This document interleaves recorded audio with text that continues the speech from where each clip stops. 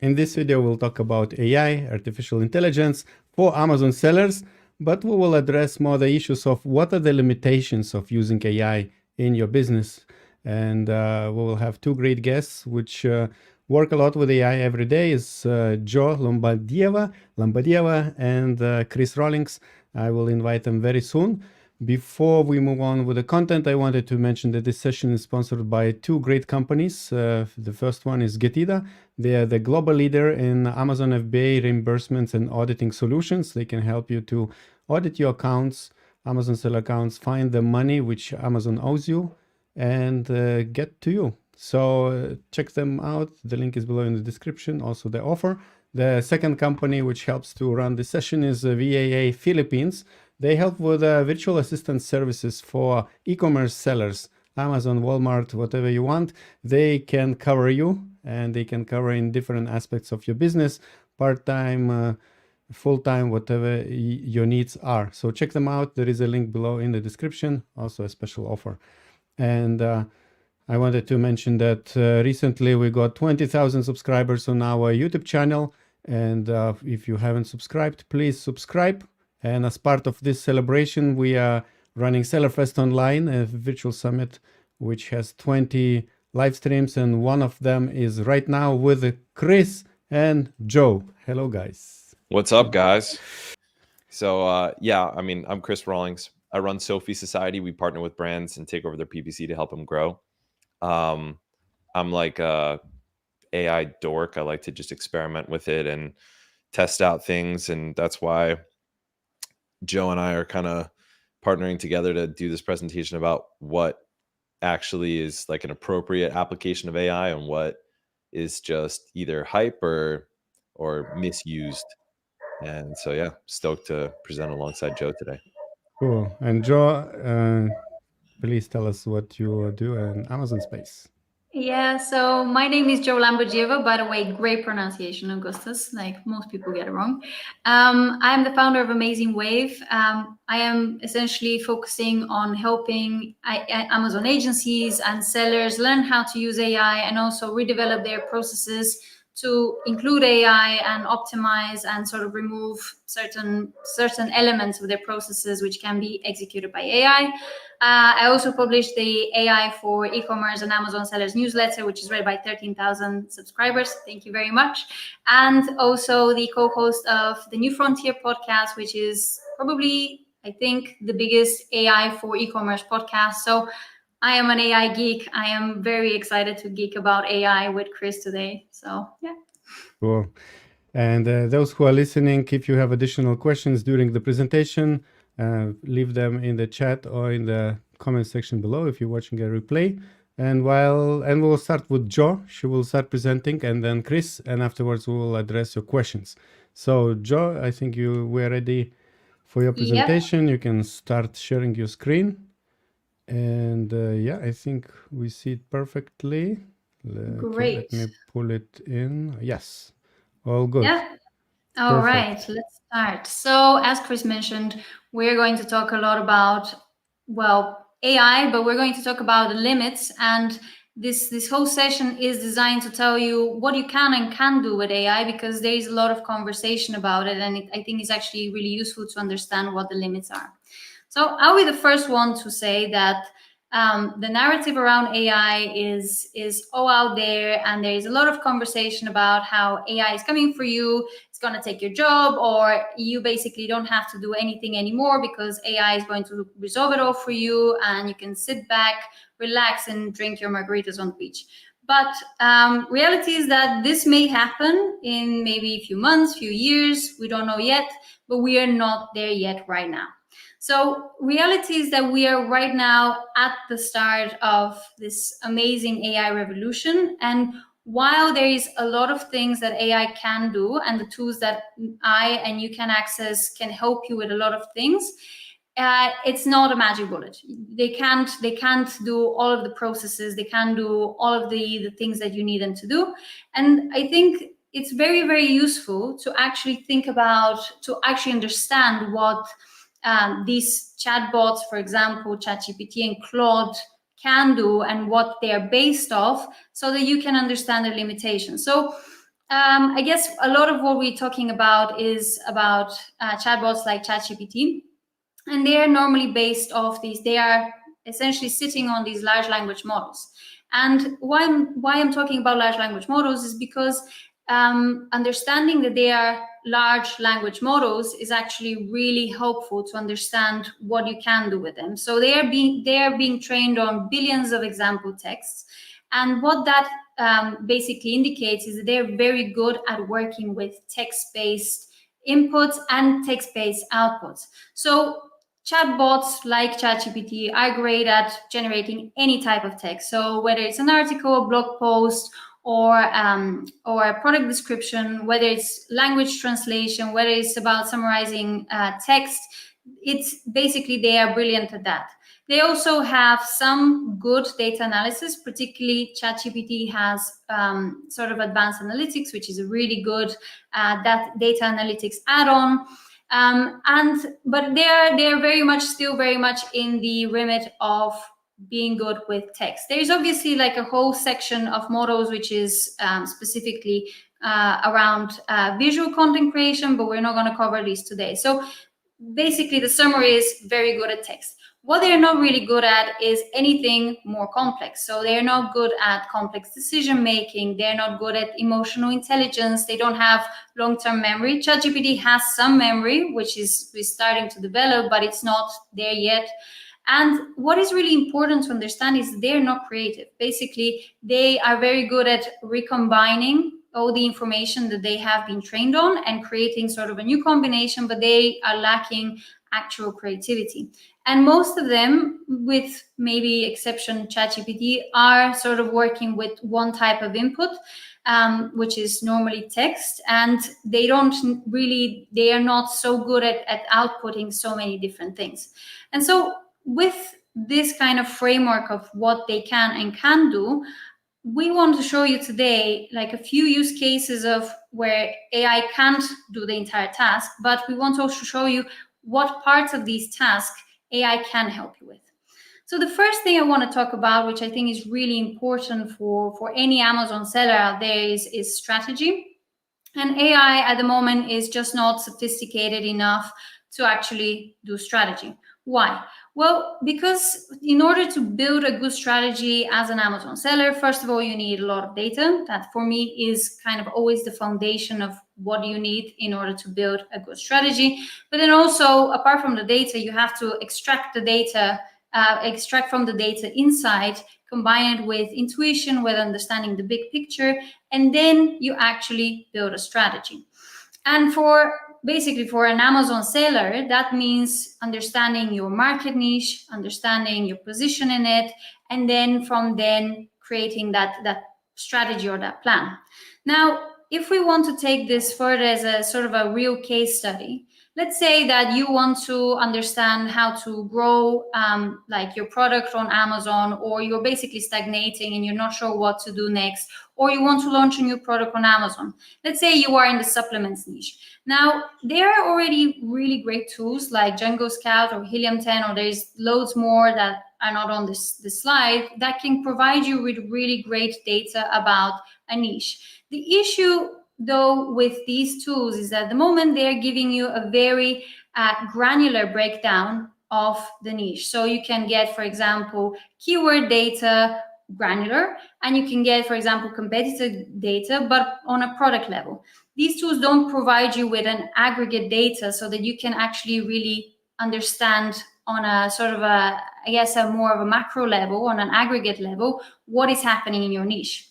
And so if we take like a niche like, for example, the vegan omega-3 category, in order to build a strategy, you want to really understand, okay, how do your customers actually buy your product? Like, you know, what are they searching for? For example, in the vegan omega-3 category, are people buying a 60 or 80 or 120 tablet packs? Are they buying multi-packs? Are there specific ingredients they are looking for? Are they preferring a gummy, a tablet, or an oil formula?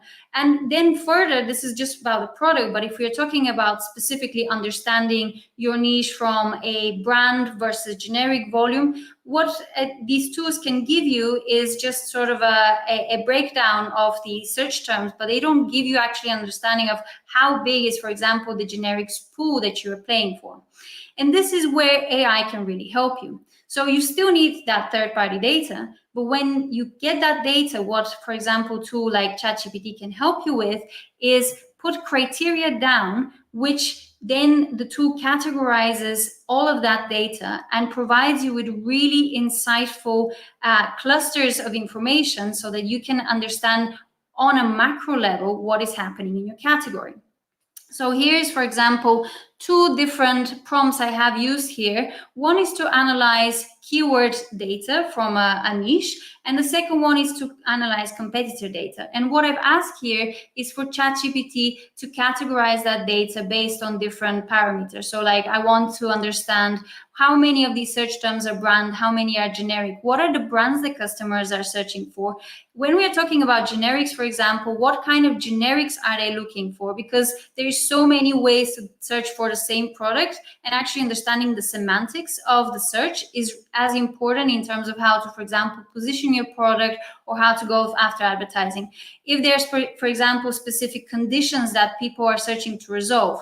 And similarly, for the competitor data, I use exactly the same approach to understand, okay, what are people actually buying? Like, what are the specific features that the products they're buying have, and what are they actually valuing? And as a result, I can get a really, really useful data, whether it's about positioning, whether it's about new product launch, or just understanding how to grow in the category. So for example, in this particular case, I can see that most people in the category are looking for a dropped formulation. And the main issue that they are looking for is around immune problems. And I can see which are my main competitors that customers are searching for. And actually that majority of my traffic in that niche is generic. And so this is just a really tiny snapshot of what you can do. But once you combine this power of third-party data and ChatGPT or any other AI chatbot, you can understand how to position your product, how to price your product, what USPs your competitors are putting and what they are lacking, and how people are searching for that product and what do they actually eventually buy. So you have a lot more insight on a macro level about your niche. Which brings me to the next thing that AI can do, which is AI just can't create your new product, your next new product. Why? Well, because part of what creating a new product is about identifying gaps in the market, identify areas for improvement, also understanding real customer pain points and basically answering those customer pain points with an improved product, and also, of course, finding great manufacturers and getting the thing done. Now, these are all complex processes and they require a lot of different data sources, a lot of analysis, and so forth. And so while AI can't provide you with that 360 package, what it can do is help you with certain elements. Obviously, the previous section around strategy can help you with identifying some of the gaps. And the next sort of step that I like to look at is understanding the customer pain points, and also what they value and what they don't like about, say, existing products. And so here again, I would use a tool like just Django Scout or Helium 10 to pull review data, combine it with the power of an AI tool, and then we're good. Now, for this particular use case, I want to show you not ChatGPT, but a tool that I really love called Claude 3, because actually I found that it's far superior when it comes to working and analyzing text-based data. It's really, really smart, and it's definitely something that you should guys check out. So first step is obviously pulling my reviews. I think this is a fairly standard practice from, say, for example, from Helium 10's Chrome extension. So So once I pull these reviews, I like to split them into positive and negatives. And I will tell you, I will show you why. Because when you pull a specific data set and you narrow down that data set to be like just one theme, the AI chatbot can process that data and give you far more granular output and far more insight. And I'm not just asking here the chatbot to just give me a nice list of, okay, what are some of the main sort of frustrations or what are the main positives? I'm being really intentional with what exactly I want the tool to provide me with.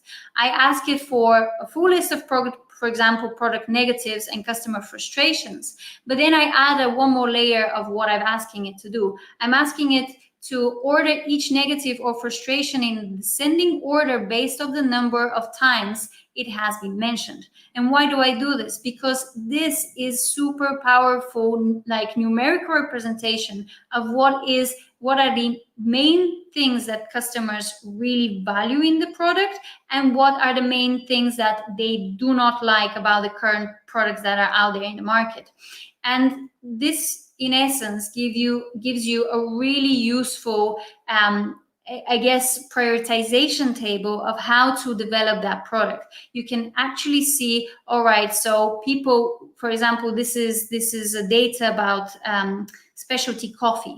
And what you can see here is obviously flavor, aroma, and freshness. These are fairly obvious things. But when you start drilling down into some of the less obvious things, you can see that there is definitely elements around low acidity, so the coffee being gentle on the stomach, around packaging and branding that is really important for the customer, around the versatility of how you brew the coffee. And on the flip side is about the negatives that they're looking at and they are dealing with the current product. So this is really, really powerful data to actually take a product and improve it or add new features that are valued by the customer but maybe not answered by the current competition.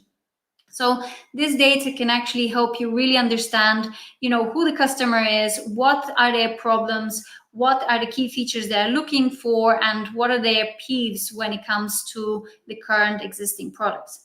And I wouldn't stop there. So Amazon data is brilliant from reviews, but there is a really powerful database of customer feedback that people are not really utilizing right now, and that is Reddit. And there is two AI tools that I really recommend people check out. One is Gummy Search and one is the GigaBrain. And both of them plug into Reddit and are able to give you really, really interesting, valuable feedback about customers and products. So here is, for example, a little experiment that I did with Gummy Search. So what you can do is when you go into Gummy Search, you can look for a specific keyword. So for example, here I searched for the search term vaginal health.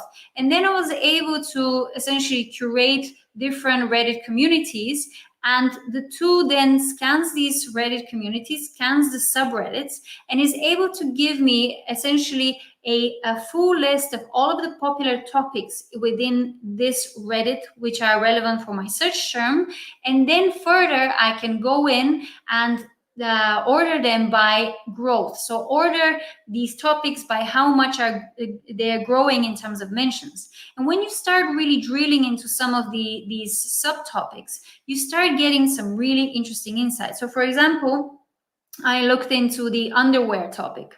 And sorry for the guys here, I hope that it's not going to make you squeamish, but what I found is a really interesting subreddit, which was talking about the fact that there is a lack of a laundry sanitizer for washing underwear for chronic BV. Now, this is right there, an ample new product development opportunity. And this is what I mean is when you actually start getting some of this insight from Reddit, you can see what is missing, what people are searching for, what are the problems they're trying to resolve, but there are no solutions on the market.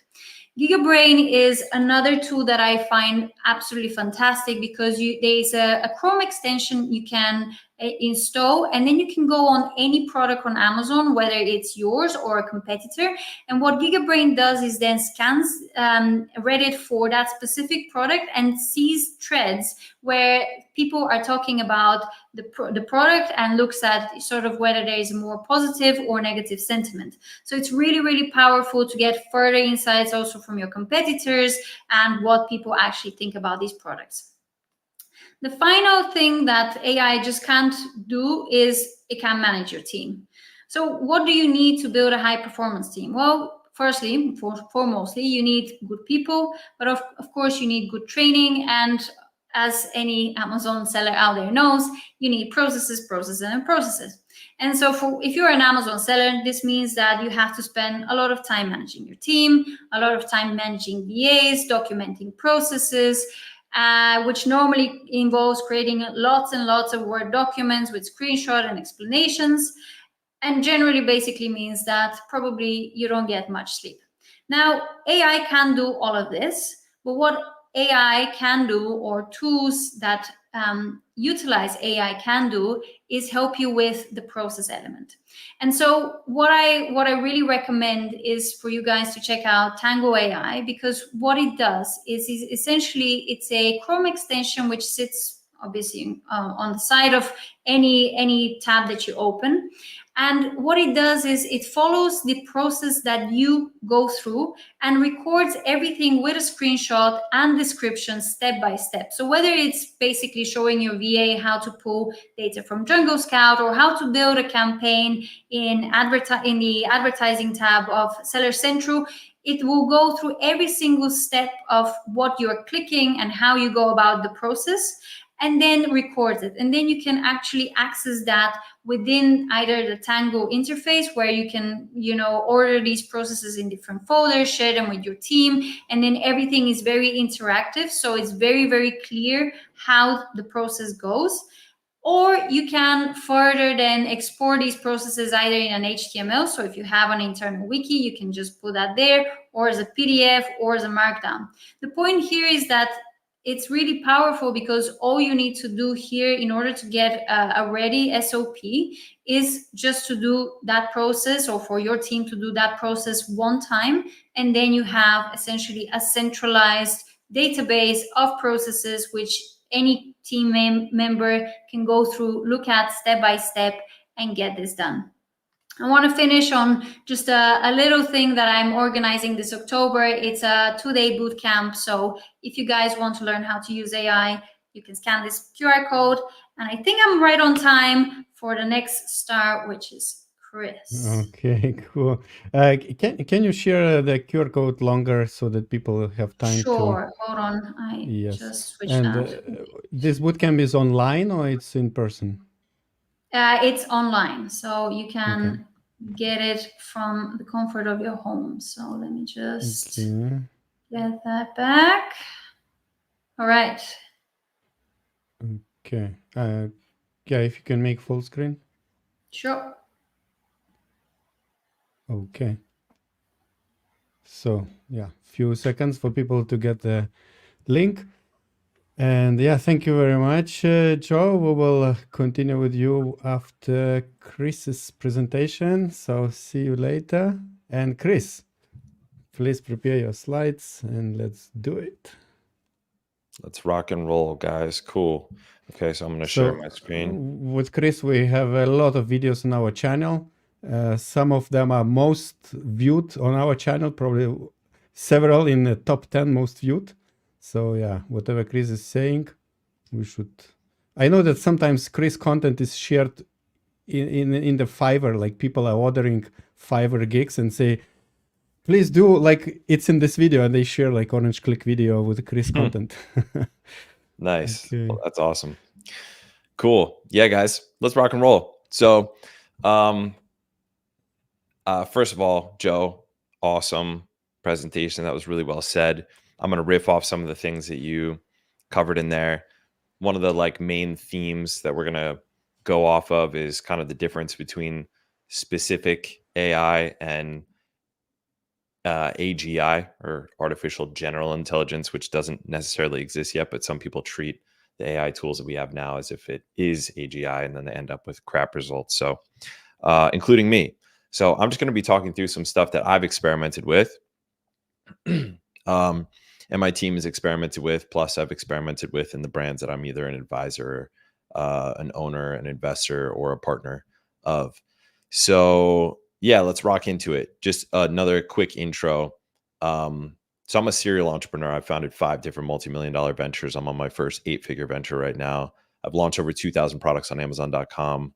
I'm an 8-figure mentor in the Titan Network, have been for many years.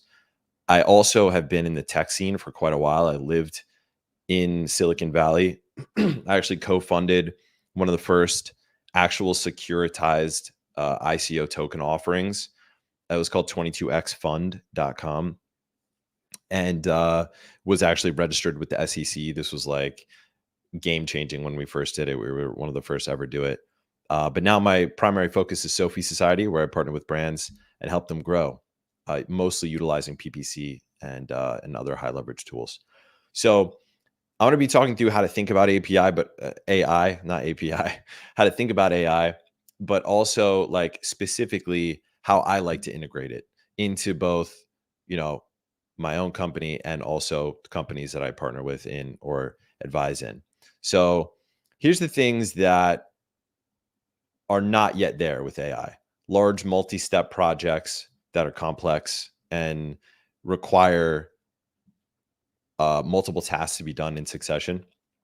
So there have been a few tools that tried to like combine AI tools or use OpenAI's API plus web browsing to be able to do this. None of them have actually made it happen.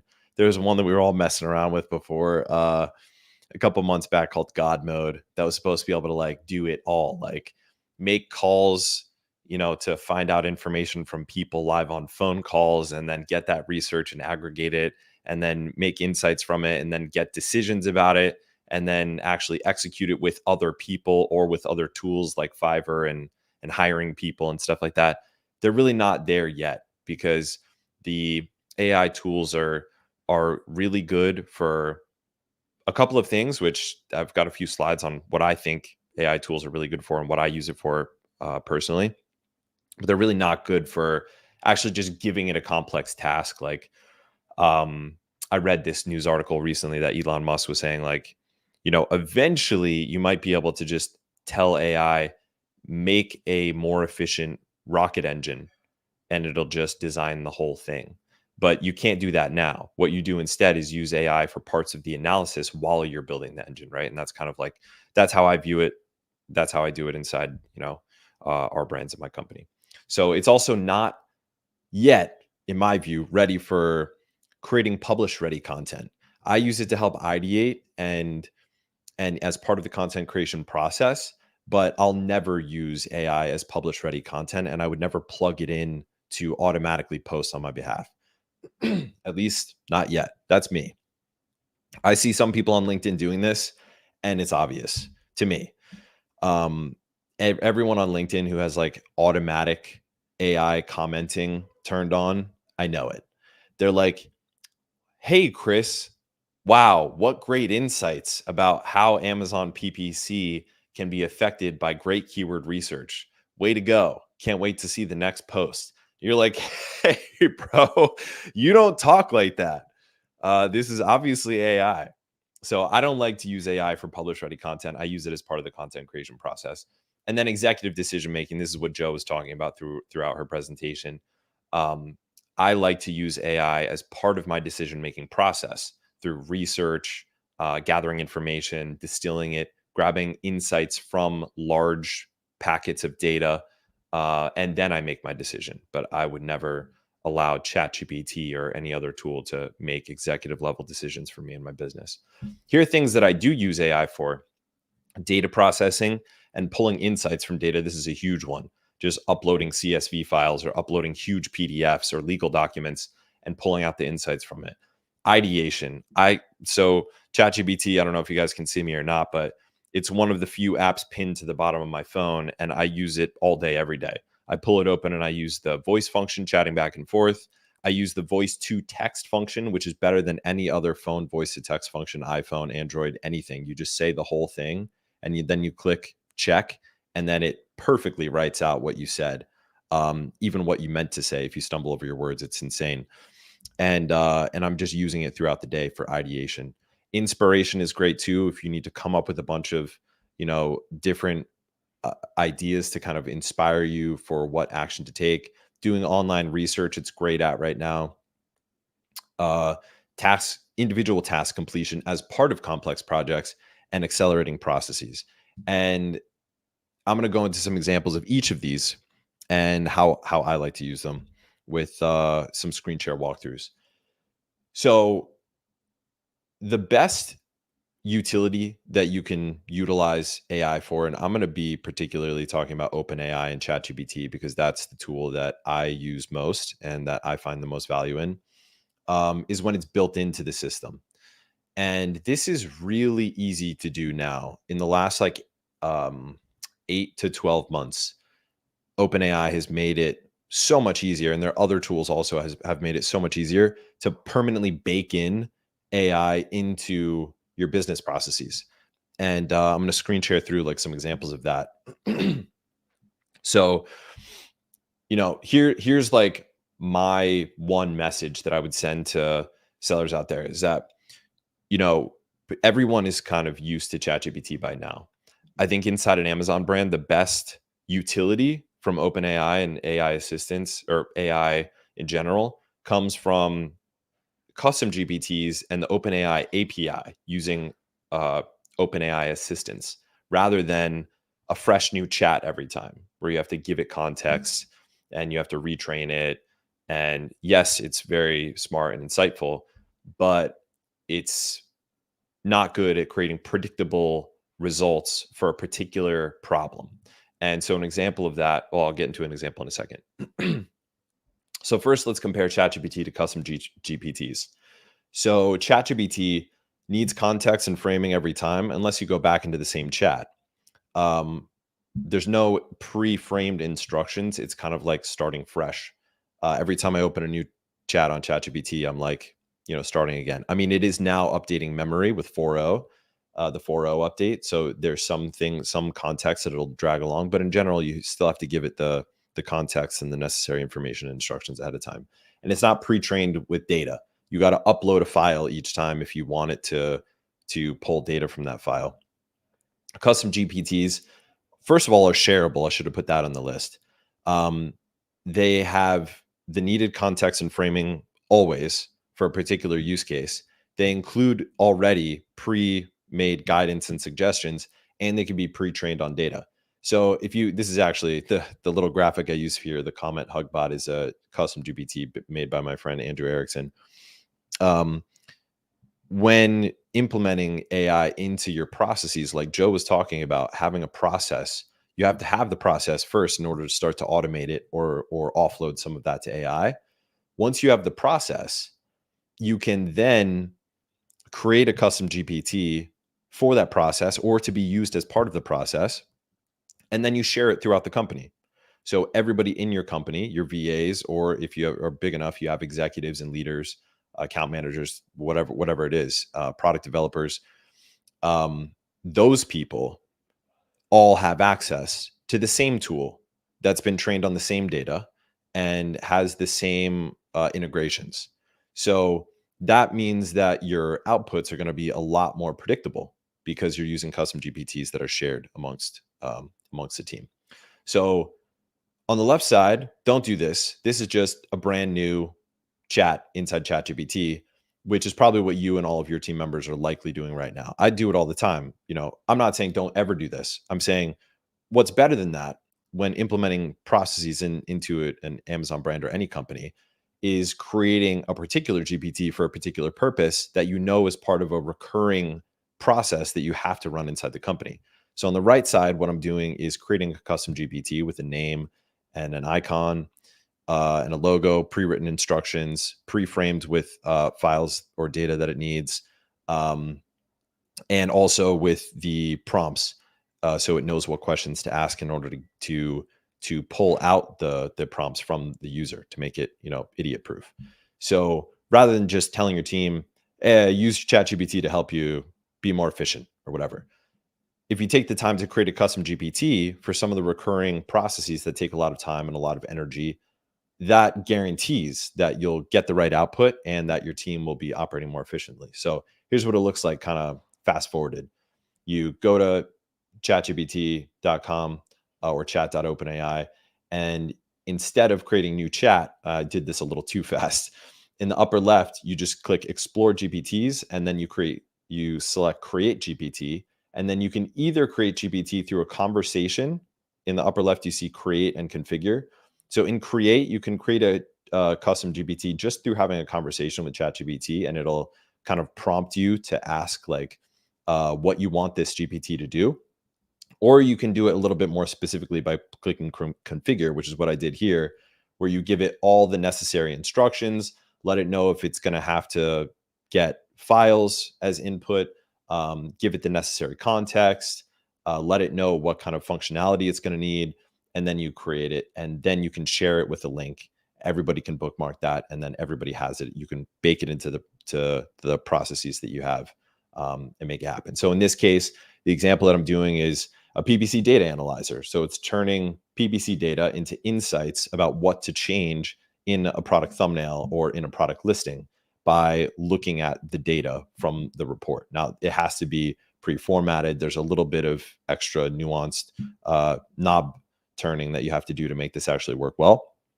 But this is an example of a custom GPT that you can have throughout the company, and it might turn, a $5 an hour VA into what would have been a $50 an hour copywriter or a $100 an hour copywriter or listing optimizer service. So that's one example. Moving on to OpenAI assistants. Okay, so this is more when you actually want to bake something permanently into a process and have it automatically happen. So again, comparing just ChatGPT, what we're all familiar with by now, to OpenAI assistants using the OpenAI API, ChatGPT used by a human each time that it needs to be used. It's used through an interface. Like you go to the website or you use the app on your phone, and you and the people in your company are actually typing with your fingers in the inputs. There's no instructions or context pre-framed into it. It's not pre-trained with data. It does integrate with Zapier, but without all of the above stuff. OpenAI assistants, on the other hand, they are not just used by humans. They're used by other apps and triggered by other app triggers. They have the instructions and the guidance already built in up front, and they're pre-trained on data that you give them based on the files that you upload. And all of this integrates with Zapier. So that means that you can have AI interpretation, ideation, all the other stuff that we talked about baked into your processes and automatically running. And there are infinite ways to do this.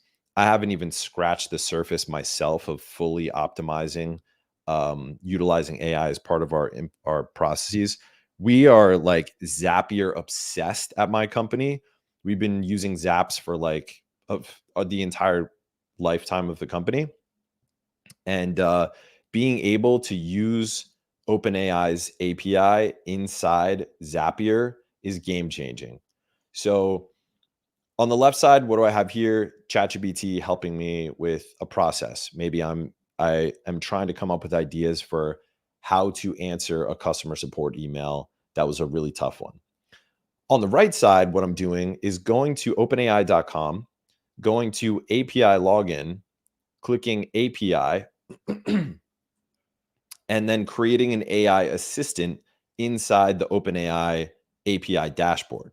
And here's what that looks like. Then once you do that, that OpenAI assistant can be permanently baked into a process that runs automatically in Zapier. And so if you're having a hard time visualizing how this could actually be used, go into OpenAI, go to the dashboard, I click create, and now I can create an assistant. I give it a name. It's similar to creating a custom GPT. Then I give it instructions, and these can be as long and detailed as necessary. Choose which model. If you need files uploaded, like an F8, in this case, I'm creating a bot that automatically takes all new customer inquiries and references a FAQ document that we have internally for our most commonly asked questions and information about the company and the brand, and then drafts a response. And you'll see later in Zapier, what I have it do is put it into an email draft in Gmail, ready to send, with the sender already, with the recipient already copied, sent to, and the draft body of the response that was made from all the context that it already had from the company, ready to send. This is something that I walked through actually with another buddy of mine who's in the AI space that Augustus, which is Gary Wang. So this, rather than the other way, which is asking ChatGPT to help me each time I get a tough customer inquiry, now I just have it automatically happening. And all this person would have to do, this VA or this customer support person, is every day they open their drafts box in Gmail and they see already answers to all of the customer inquiries ready to send. And then they just have to look over them, make sure that they're right, and then just send them. So it could go from a task that would take 4 to 5 hours a day to a task that might take 10 to 20 minutes a day. So after I create the OpenAI assistant, now I can go into Zapier. I choose ChatGPT. I click conversation with an assistant. If I'm logged into the right account, now I see my assistants right there. And I can then create a Zap that utilizes a pre-trained AI assistant that I made to automatically be integrated into my processes. So here's how it would look. Like, these draft emails would show up in my drafts box with crafted customer responses that are not just randomly responded to, but they actually are referencing our company information, our instructions, and our company FAQ document. So that's the kind of thing that can really amp up your processes in your company, save costs on staff, save time, improve the actual quality of delivery. And again, I personally feel that I'm not even close to scratching the surface with this. It's all about how creative you can be when you can mix Zapier and AI tools, specifically OpenAI's assistants. So here's an example of what AI shouldn't do. Create a landing page that collects emails in return for a product warranty for my dog accessories brand. Include all copy, forms, and fields. Deliver the final HTML for the completed page ready to upload. That's something that takes too many steps. You're going to end up with an output that delivers, but badly, and it won't look good. But what you could do is what the example that we just went through. Create a draft response to all incoming customer support emails ready to be reviewed by VA and sent. And that's something that you can bake into the process that is permanently just being generated every day automatically on your behalf. Okay, so cool. Those are my favorite ways to integrate AI into brands, is custom GPTs that are shared amongst the people inside the company, and AI assistants that are baked into automatically triggered processes via Zapier. Now, coming back to actually using AI as a collaborator and using ChatGPT throughout your day to make yourself more productive, I have a lot of thoughts on that too, because like I said, I'm a huge fan of just basically, I pretty much have ChatGPT is the most recently opened app in like the top 3 on my phone at all times, pretty much. I'm just swapping between any other app and ChatGPT and constantly having a conversation. It's really like incredible how much of an improvement you can make in your productivity using it as a collaborator.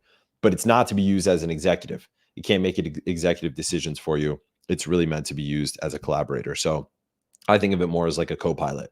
As I'm going throughout my day, when I need ideas, when I need help with a problem, when I can't figure out something in Google Sheets or whatever the problem is, I always keep it open so that I can always get the necessary context to help me be more productive. So here's something I would use AI for in audience building for a brand, for example. Write me a product insert to include in my Amazon product, and then I include in here all of my requirements. This is something that I would do. I wouldn't say create a whole review system for me, but for each element of it, writing the copy for the product insert, coming up with ideas using Midjourney or DALL-E for what the product insert would look like, and then combining that with the human element to take it the final 20% of the way, either using Fiverr or my own staff or, a freelancer or whatever. That is like the way that you can use AI to actually come up with a good usable output. So another example, having AI write the copy for a landing page that hosts the ebook, not create the whole landing page, but write the copy and then utilize whatever landing page software you're using, whether it's Squarespace or Shopify or whatever, to implement it. Helping to write the ebook. In this case, again, we're talking about building an audience. If I was to create a landing page that a product insert that I want my customers to scan, go to a landing page, and then have some kind of downloadable asset in return for getting their information, that's too big of a complex project. But for each of these steps, including even creating the ebook, I can have AI kind of be my co-pilot and allow myself to go faster, including generating different ideas so that I know what looks good for me to create this ebook before I go out and have somebody actually make it. And then same with the email sequence. I could say, give me 10 ideas for welcome email series for people who do sign up to the newsletter on my landing page, and then write the full email for number one on the list. And I'll continue utilizing AI as kind of my co-pilot as I go through and build that process, but I wouldn't trust AI to build the entire process for me. And then of course, I'm combining it with other tools to actually make this stuff useful, like ActiveCampaign, Shopify, Zapier, etc. Here's another example of just finding news related articles about my customer demographic and then using those news articles to craft timely content to send out as blasts to my email list. So again, I'm combining different tools. I've got Google Alerts here, then I've got ChatGPT. Now I have pre-written drafts each day. If I utilize that into a Zap of stuff that I could send out that's timely and based on something that's happening now, specifically geared towards my customer avatar. So AI plus real world augmentation, that's true utility, not just trusting AI to complete a complex project. Now, I'm a little low on time here, so I think I'm just going to speed through the rest of a couple of slides that I have here, but you guys can, I'm going to have my contact information at the end of this. You guys can contact me and I can send you all these slides if you want them. So the main categories of prompts that I use inside my company is insights prompts, pulling out themes or principles from bulk text. So pulling out the most valued features, or like Joe said, pulling out the biggest problems based on the reviews of all of my competitors, or the most common use cases of a product, or the major takeaways of an industry article, gathering insights. That's one of the top ways that I use AI and ChatGPT. Summarizing, I use this all the time, just uploading a whole document or just uploading a whole bulk of text and just shortening it, summarizing it, making it clear and concise. Actual solutions. So I use ChatGPT all the time with Google Sheets. I'm a super Google Sheets nerd, and a lot of our company is run out of Google Sheets. So when I have some kind of functionality that I need in Google Sheets that I don't know how to do, I have ChatGPT help me figure it out how to do it. Giving it a hat. So this is best when using custom GPTs or AI assistants, but just saying act as, and then using that chat or that custom GPT only for that purpose from that point forward. So acting as my customer avatar, acting as a product research analyst, acting as an Amazon SEO expert, acting as a customer service representative, just putting a hat on the AI. Content creation prompts, writing product inserts, all the stuff that we went through a couple slides back, creating social media posts, creating scripts for videos, if you're trying to go that route, writing emails, all of that stuff. But again, I would never publish this directly. I would just use it as part of the content creation process. Content editing, I always upload my stuff to ChatGPT and say, check over this before I do publish, because then I know it'll find anything that's worded awkwardly or anything like that. So I use it for that every day. Advice prompts. So when I actually need ideas or I'm faced with a challenge that I'm kind of stuck on, sometimes I just kind of like chat back and forth. It's kind of like a voice to just kind of speak out your thoughts to and just kind of get ideas. And sometimes I'll just say, give me 10 more, give me 10 more, give me 10 more, give me 10 more that are really out of the box. Give me 10 more that are super duper weird. And I just get more ideas so that I can kind of get my brain jogging about, some kind of challenge or issue or opportunity that I'm working on. Cool. All right. That's it. I'm a little bit over time, guys. Scan this if you want the slides. I should have probably put my LinkedIn here, but this is my Instagram. You could either type in my name, Hippie Mogul, HIPPIE Mogul, or you could just pick up your phone right now, open the camera app, and scan this QR code. I'll leave it on the screen for a couple of seconds here. And I'm sure Augustus will pop back in. But you just hit me up, ask for the slides, and I'll send you guys the slides. I know I had to rush through some of the last ones, so I'm happy to share them with you guys if you like them. Promise you will respond to their messages. I promise. I will respond to each and every one of you if you hit me up through this channel. And also, if you want to grab me on LinkedIn, I'm even more active there. But so yeah, you could just search Chris Rawlings on LinkedIn. You'll find me. You should search Joe too. She's super. Did you scan Chris QR code so you can connect with him there as well? I am very curious about the hippie part, Chris. I have to ask you: are you a true hippie, or are you just a pretend hippie? I mean, look at this hair. I mean the hair. No, stop it. No. Yes, go on. Give us more hair. Give us more hair. Fabulous. Amazing. You should watch previous videos with Chris. It's always different outfit with different hair, different colors. But the real test of a hippie is, are you barefoot, Chris, right now? Are you barefoot? I am. Good. I always wear barefoot. There you go. He's a true one. I'm not going to like put my feet in the camera, but why not? Maybe that would be like true hippie style. All right. Cool. So yeah, thank you very much, both of you. We'll move on to the questions and answers. Before that, I wanted to mention that we have a VP package which we put together with like 40 experts in the industry, and all of them are participating in Seller Fest Online event. In this package, which you need to invest, but you get additional, probably I think about 40 videos which are delivered to us by experts one by one, specifically for this package. It's nothing which we will publish on YouTube. So I encourage you to upgrade to get additional value. You will find the link in the description, and also I will show it on the screen. Sorry, this one.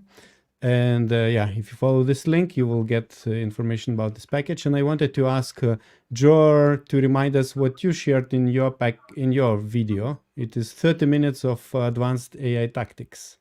Yeah, so oh gosh, I recorded it quite a while. I had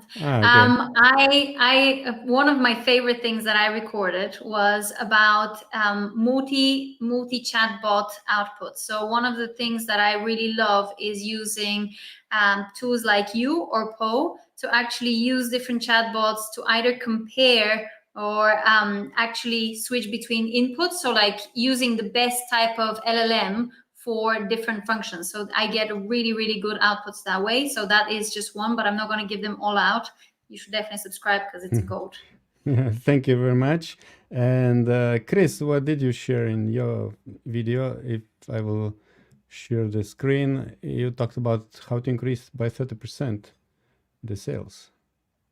Yeah, so I went through like some very quick accelerated hacks to to increase like the effectiveness of your Amazon PPC, utilizing data that Amazon just hands out to you, but most people just don't know how to utilize. Yeah, it's another using real examples. I got real examples of like us doing it. 20 minutes of content. Yeah, thank you very much. And yeah, if you upgrade, you will get access to this members area, and you will be able to access all the videos. So yeah, check this out. And now, of course, also, if you enjoyed the content, don't forget to subscribe to our channel, because without you, we would not be creating more content. And now let's move on to the questions. I see we have few from Arun. Arun is asking, wouldn't you... So I think he is talking about where Joe was talking that you cannot analyze too much. Now I'm trying to connect. I remember I thought like, okay. And then he's asking, wouldn't you like feed 300 competitor information to the ChatGPT? All right. So firstly, the real question is, do you need to feed in data from more than 300 competitors. The reality is that you probably don't. Like, even if you just feed 50 competitors or 100 competitors, you'll be absolutely fine in terms of insight. And the second part of this is actually, that's why I use Claude 3, because the context window of Claude 3 is much bigger than ChatGPT. So Claude, that is one of, I guess, the main USPs, is that it has right now, I think the latest update is 200,000 tokens. And so you can feed a lot of data, and the tool can manage that. So yeah, check out Claude. And I think he was referring to the slide where you were talking about that you cannot identify gaps in the market with AI properly or something like that. So I think that's why he said, like, what if we feed a lot of data and then maybe they will identify? I mean, you absolutely could. I think it's just about the process that you develop. I think with something like that, where you want to do something very complex in essence, that it requires a lot of data, it's all about breaking down the process. As Chris was talking, you know, AI tools like ChatGPT or Claude are good at, I would say, at single purpose prompts. And that's why to do something like, for example, competitor research, to get something out of it with value, you need to almost map out a process and go step by step, and each prompt builds on the previous one, and that's how you can actually get a good output. Great, thank you. And Arun is asking about, have you experimented with pulling ads data from API and push it to LLM model to get actionable steps to optimize advertising to achieve lower ACOS and highest revenue? So it's probably Chris's area. Yeah, I mean, we do this not like all at once in one step, but we connect to Amazon's ads API and their seller API to pull data, and we use that primarily for reporting. But you know, hypothetically, you could also just connect it directly to ChatGPT to get insights. Just for us, it's more of a two-step thing. You know, like we want to report on the data and have like humans able to interpret it first through data visualization. Then we utilize the AI to help us ideate what to do after it. Yeah, he agrees. Yes, Chris, he says. All right, we have another question. Well, it's more from me. So Joe was saying that you cannot do, and also Chris, strategic decisions. But don't you think it's like we are very near to have like CEO AI tools? Isn't it probably developed somewhere in the background, and then soon we will see them?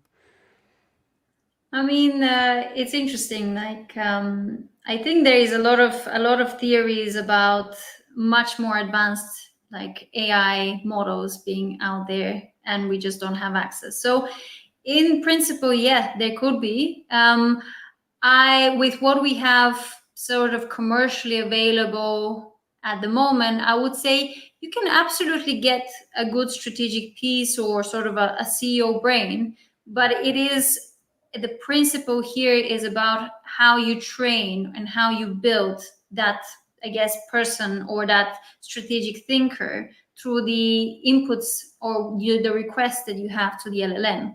And so there's obviously this incredible amounts of knowledge that these large language models have been trained on. So, you know, they have been trained on so many books, so many like insight pieces from all the greatest thinkers. And so that knowledge is there. The question is, how do you get it out of the model, and how do you? It's not a sort of a thing that you can just get out from one prompt and anything good happens from it. Again, for me, it's always about, just like with an Amazon business, it's all about the processes. With working with AI tools is about how you create a prompt into a process and then get the best output. So you could get very good strategic decisions, but it's about how you train it with the data you input, and how do you get the data that is being trained on out of it with good prompting and a good process. Yes. And Arun is saying, thanks for Chris and Joe, really deep. Augustus is rooting for AI to lead companies. Lots of doomsday scenarios around that. Okay. All right. I have another question for, so Chris mentioned that you kind of recommended to use for online research to use AIs, but I think there is always this accuracy question, and sometimes, yeah, like I personally, my first kind of mindset is that I don't believe what they write in the ChatGPT if I ask questions. So how do Oh, you go wow. around that? Like, I mean, like, I cannot be sure that it's accurate. Like, how do you make sure that you get accurate data? Yeah, Or, AI can hallucinate and say things that are not accurate. But I mean, I have to say, that's what they used to say about Google. Like, I remember when I was like in middle school and like we were using Google, and it was people were like, don't just be careful. Like, it could have bad information. Same thing about Wikipedia. Everyone was like, don't use Wikipedia. Like, anybody can edit it. It has wrong information. Of course, like that's all anybody now uses to gather information about anything. It's true that AI can hallucinate, but I can say personally, I use ChatGPT way more frequently than Google when I'm looking for answers, because it posts the sources too. It has little quotes where it posts the source to what you asked it, and you can tap it to go to the source page that it used to find that information. But even when I'm traveling and stuff, I'm like trying to find a place with good Wi-Fi to work, or things that are like complex questions that you can't just Google. You can ask ChatGPT and it actually does research to find out the answer to your specific problem. So when I need research that's not like a straightforward answer, which is most of the time, and it's actually something really specific to me, I always use ChatGPT to browse the web for me. Can I actually just yeah. add to this? Because I have one tip actually for Chris as well, which is check out Perplexity. Perplexity is one of my go-to tools for anything to do with web-based research using AI. It's essentially, I guess, I would say one of the most real threats to Google in terms of AI tool. And it's brilliant because it gives you both the sources, but it also summarizes the answer. And a lot of the time when I have a hypothesis or want to check something out, I use Perplexity instead of Google. So you can combine Perplexity and ChatGPT to actually get the best output. Cool. That's Yeah, good thank you advice. very much. And before we part, can you share your favorite AI hack? I know you shared a lot of things, assistance, perplexity, uh, something like maybe which you use every day and you don't tell to your brothers and sisters. And do you have some hack? Oh, for me actually, it's not a hack per se, but it's uh, just a way of thinking about prompting in order to get the best output. Mm. Um, I always start a prompt as a role. So I always give a role to the AI for whatever use case that I wanted. So whether it's like a researcher or an Amazon listing optimizer, because when you tell it that to act as, you're essentially narrowing the large language model's capability to look at, instead of looking at all of its data, it like zones in into that one particular part of its training data, which is particularly regarding the task that you want to do. And therefore, the outputs that you get are much more precise, and then you can build upon that. So again, it's not a hack, but it's a useful way to always think about how to prompt to get more narrow in terms of what you want to get out. That's interesting. Yeah, this is what Chris was talking about. Act as. I was always like wondering, is it really giving much of a difference? Like when you talk to a person, you don't ask your friend like, "Okay, Chris, now act as my friend. So are you coming to my conference?" Like, Well, sometimes you do. okay. Yeah. Uh-huh. And you, Chris, have some extra tip? Would you Yeah, combine use? it with Zapier. That's like if Mhm. anybody pulls like one thing from me, I would say combine it with Zapier. And like if you just sit for like 15 minutes and think about what could I make permanently easier and faster in my business if I just combined ChatGPT into a Zap, I would that you're almost definitely going to come up with some answer of something that you can have automatically generated using ChatGPT, like for the rest of the life of your business. And yeah, I wanted to mention that Zapier is kind of a platform which integrates different APIs, and it's other similar softwares. So apps are Pabbly, Make.com, and many Yeah. more. So it's not Anthony only Lee Zapier. is who's the AI marketer guy who's also on today. He loves make.com. I know he's like a really big proponent of that. So yeah, Zapier, it's like probably the pioneer or like the one of the first or oldest services. Yeah. So yeah, so the most stable and probably has the most integrations. All right, thank you very much. So let's go quickly again. How do you help or what do you do in Amazon space? So Joe, please give us an overview. I will also show your website so you can. Thank you. Yeah, Sure. so people can visit. Yeah, I help Amazon businesses, whether it's an agency or sellers. Essentially, I train them on how to use AI sustainably across their organization, and then I redesign or reevaluate existing processes to make them better through AI. And yeah, those who want to join your boot camp about AI for Amazon sellers, right? They should scroll back to get a QR code to the end of your presentation, about maybe 20 minutes into this video. Thanks, All Augustus. right, and Chris, let's talk about Sophie Society. Yeah, I run Sophie Society. We partner with brands, take over their PPC, and grow them. So we've done this actually hundreds of times. We take a couple brands each month or each quarter that we know that we can grow, and we take over their PPC, and we use it to generate insights about the rest of their company and the rest of their brand and their products, and partner with them. So they have responsibilities, we have responsibilities, we grow the brand together. You can apply on the site that Augustus is showing right now, sophiesociety.com, SOPHIE, sophiesociety.com. And yeah, they will also find those websites in the description of the video. And I wanted to mention your PPC challenge, which you do like about 2 times a year. So it's quite popular, right? So I think very soon we will hear about the new one. Yep, that's right. Yeah, the next PPC challenge is happening next month on the 23rd of September. It sells out every time. We only have 360 total seats. We do just a couple groups of 60 brands each. It's super high level mentorship, 5 days, completely transforms your ability to grow your brand using PPC. Perfect. Thank you very much, Chris. Thank you, Joe. And good luck in your business. Thanks, Augustus. Joe, this was fun. Let's do another one. Yeah, it was great. Bye. Thanks, guys. And now I would like to invite you to watch other video where 2 other AI specialists are explaining how you can analyze Amazon competitors or your Amazon listing competitors and use ChatGPT and other tricks to get information and improve your products and listings. So check this out.